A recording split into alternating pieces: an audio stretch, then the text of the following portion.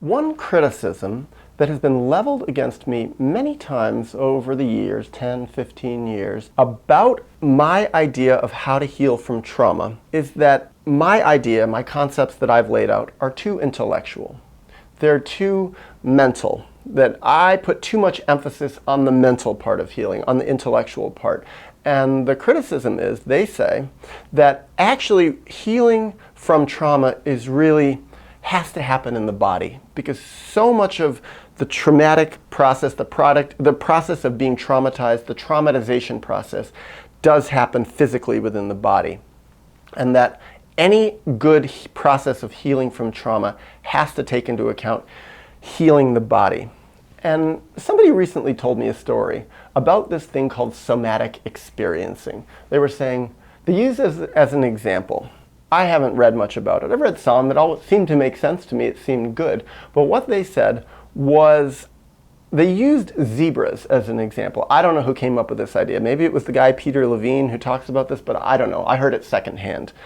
What my friend told me is, he said, it's vital that we heal trauma in our bodies. And the example with zebras was, there's a herd of zebras, they're going along through the African savannah, and they're being chased by a pride of lions. And the lions come really close and maybe even kill one or attack them and biting their haunches. And you can see videos on YouTube about this. And what happens is, let's say most of the herd or all of the herd escapes, and they run off, and they're all freaked out from having been attacked by a pride of lions, and they go off into a secretive hidden place when they escape, and there's no longer a danger of being attacked from the lions, and in this private secretive place, the herd comes together and they all begin shaking. And they shake and they shake and they shake, and they literally shake off the trauma of what they've gone through. They shake off the trauma of being attacked by lions, and they just shake it out of their bodies. And when all this shaking is done, then it's done, and they move on. And that's how they become not traumatized. And this was shared with me as a metaphor for healing from trauma. And I thought about it, and I put it in light of this criticism that's been leveled at me, that my ideas about healing trauma are too intellectual. And here is my reply. Actually, from the very, very beginning, when I began writing publicly about healing from trauma, back when I put my website up in 2004, I considered the main component of healing from trauma to be grieving. And in my experience, grieving is a profoundly physical thing. So when I heard about those zebras shaking, that sounds exactly what I talk about when I talk about grieving. I've shared about it in other videos, but it's happened to me many times in my life, and it's happened to me a few times in the most extremely profound way, that I have gone into a grieving state where I've cried. And literally crying, shaking, and moaning, sometimes for hours. The most extreme time, I think I cried for 3 hours straight, shaking. I was lying on the bottom of a boat in the middle of a lake in the rain, and just moaning, and the sounds that came out of me. It reminded me of something from the Tao Te Ching, from Lao Tzu's The Tao Te Ching, which he wrote, what is it, like 1000 or 2000 BC, where he said he pointed out how a baby can just cry for hours and hours and never lose the strength in its voice. Whereas when an adult cries or screams or yells, we will burn out our voice. We'll get a hoarse voice. Well, when I did this deep grieving, this moaning wail that came out of me, I was like, I thought of Lao Tzu even then. I was like a baby that just could cry for hours and shaking and wailing.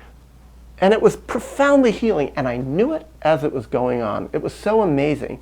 And it's happened to me other times, never for 3 hours, but it's happened to me for half an hour, it's happened to me for an hour, it's happened to me for a minute, it's happened to me for 30 seconds. I've noticed, I've been in fights in my life, even when I was a kid. Often after I would get in a fight, I would cry afterwards. And why am I crying? Why am I shaking like this? It's like, I'm grieving. This was my preventative against becoming traumatized. But those 2-hour grieving sessions, that 2-hour grieving, 3-hour grieving session that I had, this was grieving years of buried trauma from earlier in my life. I didn't have the good fortune of being a zebra who could run off and hide after being attacked, let's say by my family or by someone in school or by a teacher, by my parents. I didn't have that ability to go in my room and cry for hours and work it out in a group session. So I put it off for years. That's why I think I needed so much time. I don't think the zebras had to shake for 2 hours. But for me, I had to do this. But what about the idea that it's an intellectual process? My process, oh, that criticism. You know, you talk about healing from trauma and you make it so intellectual. For me, it's actually a combination. It's not just grieving, because how do I get to the point of grieving? For me, it's doing the whole intellectual process of a search, the mission, the discovery process to find out, how do I feel intellectually? How do I listen to myself? Who am I? What are my dreams? Writing them down. What do they mean? Using this great thing we have as humans, this brain that's so intellectually powerful, to turn it to the problem, to say, intellectually, what is the truth of what happened to me? The brain actually is one way to know truth, and you really can make a lot of progress knowing truth just by using the brain. Now the body, feeling, that's another way to know truth. These are different. But what I think, as human beings, we have been endowed with many different qualities that allow us to figure out what truth is from different angles. And I say, use every resource you have at your disposal to try to get to what the truth is, to get to this healing from trauma. So for me, the intellectual process has been key to write down my family history, to write down all my memories, to figure out intellectually, what is the relationship between my mother and me, my mother's father and her, how does that metaphorically relate to her relationship to me? My mother's relationship to her mother, my mother's relationship to her mother, going back, because all these things are an intellectual process that are very useful for me to see patterns in my life, to see patterns of how I was raised. Also, intellectually to look, how do I behave toward other people? What are the healthy sides of how I behave toward other people? What are the unhealthy sides of how I behave toward other people? What are the historical unhealthy behaviors in my life that I demonstrated in my relationship with others? Often, especially in relationship to people over whom I wielded some power. The ways I misbehaved when I had power were incredible clues to how I had been treated. And all of this intellectual process was very, very useful for me to say, wait a second, what happened to me? Do I want to be around these people? Who do I need to get away from? Intellectually, what is toxic behavior? What are boundaries? To make sense of all these things. And then I could make decisions in my life, often in large part because of this intellectual discovery process, that helped me get away from bad people, to figure out what healthy boundaries were. And as the result of that, often, I connected with my body. When I got away from people who were really unhealthy, I found it much easier to grieve.